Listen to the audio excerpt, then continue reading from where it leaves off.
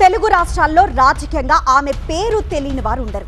వ్యక్తిగతంగా అయినా బ్యాక్గ్రౌండ్ పరంగా అయినా ఆమెది ఆ రేంజ్ అన్నట్లు. అయితే కొన్నాళ్లుగా సైలెంట్ గా ఉన్న ఆ లేడీ లీడర్ ఇప్పుడు సడన్ గా రూట్ మార్చి స్పీడ్ పెంచినట్లు చర్చ జరుగుతోంది. ఇంతకీ ఈ సడన్ చేంజ్ వెనుక కారణం ఏంటి? అందుకు దారి తీసిన పరిస్థితులు ఏంటి? గేరు మార్చిన షర్మిల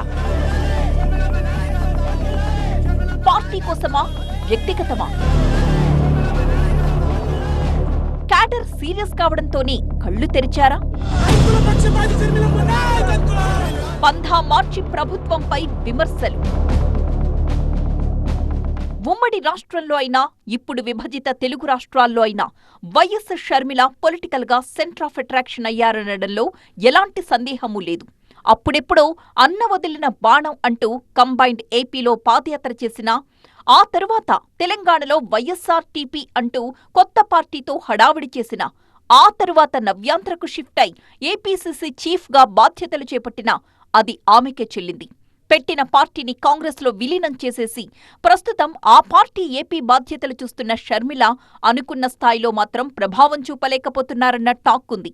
2024 ఎన్నికల్లో ఏదో చేస్తారనుకుంటే ఇంకేదో అయింది. అప్పట్నుంచి ఆమె పొలిటికల్ గా సైలెంట్ అయ్యారని చెప్పాలి. అయితే ఆమె ఇప్పుడు సడన్ గా యాక్టివ్ అయిపోయి హడావిడి పెంచేయడం పొలిటికల్ గా చర్చనీయాంశమవుతోంది. ఈసారి కూడా ఏదో ఎజెండాతోనే వచ్చుంటారు అన్న గుసగుసలు మొదలయ్యాయి. నిన్న మొన్నటిదాకా సైలెన్స్ గా ఉన్న ఆమెపై అటు పార్టీ సీనియర్లలోనూ క్యాడర్లోనూ అసంతృప్తి ఎక్కువైంది. పార్టీ గురించి పట్టించుకోవడం లేదన్న విమర్శలు వెల్లువెత్తుతున్నాయి. వాటికి సమాధానంగానే ఆమె మళ్లీ లైమ్లైట్లోకొచ్చినట్టు రాజకీయాల్లో ఒక వర్గం మాట్లాడుకుంటోంది. అందుకే గేరు మార్చి ప్రభుత్వంపై సీరియస్ గా విమర్శలు, ఆరోపణలతో విరుచుకుపడుతున్నారన్న అభిప్రాయం కూడా వ్యక్తమవుతోంది. అంతేకాదు, ఉద్యోగాలు, రైతు సమస్యలు, విశాఖ ఉక్కు ఇలా అంశాల వారీగా తన వాయిస్ వినిపించే ప్రయత్నం చేస్తున్నారు.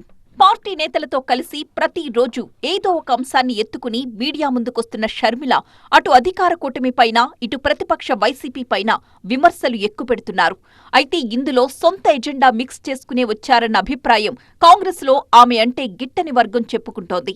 సీనియర్లను విస్మరించి కనీస గుర్తింపివ్వకుండా ఒంటెత్తు పోకడ్లతో పార్టీకి నష్టం చేస్తున్నారంటూ ఇప్పటికే హార్డ్ కోర్ కాంగ్రెస్ ఫ్యాన్స్ ఆమెపై గుర్రుగా ఉన్నారు. పీసీసీ చీఫ్ గా పార్టీకి, కార్యకర్తలకు భరోసా ఇవ్వడంలో ఆమె విఫలమయ్యారన్న విమర్శలు వచ్చాయి. అయితే ఇప్పుడు కూడా ఆమె పార్టీ కోసం కాదు, అన్నపై యుద్ధం చేయడానికి ఆసక్తి చూపిస్తున్నారంటూ బహిరంగంగానే గుసగుసలాడుకుంటున్నారు.